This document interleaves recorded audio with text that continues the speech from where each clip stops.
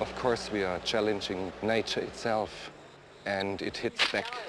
It just hits back, that's all, and that's grandiose about it, and we have to accept that it is much stronger than we are.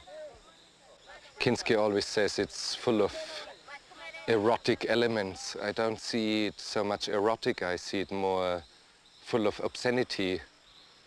It's just, and nature here is vile and base. I wouldn't see anything erotical here. I would see fornication and asphyxiation and choking and fighting for survival and growing and just rotting away. Of course there's a lot of misery, but it is the same misery that is all around us.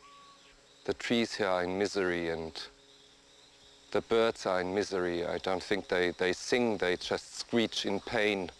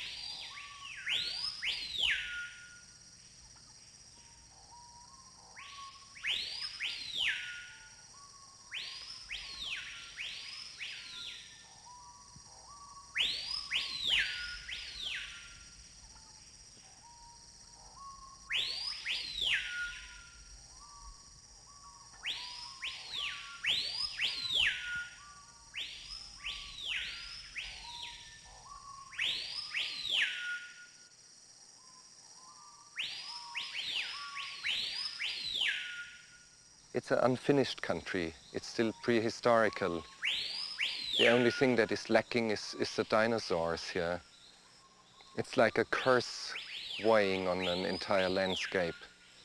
And whoever goes too deep into this has his share of that curse. So we are cursed with what we are doing here. It's a land that God, if he exists, has created in anger. It's the only land where creation is unfinished yet.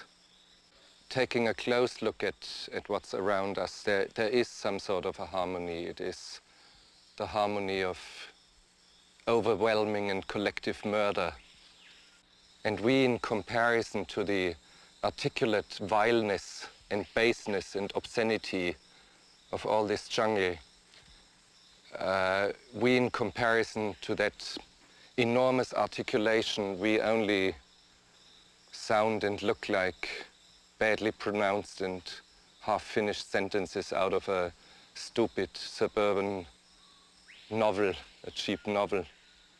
And we have to become humble in front of this overwhelming misery and overwhelming fornication, overwhelming growth, and overwhelming lack of order. Even the stars up here in the sky look like a mess. There is no harmony in the universe. We have to get acquainted to this idea that there is no real harmony as we have conceived it. But when I say this all full of admiration for the jungle. It is not that I hate it, I love it. I love it very much. But I love it against my better judgment.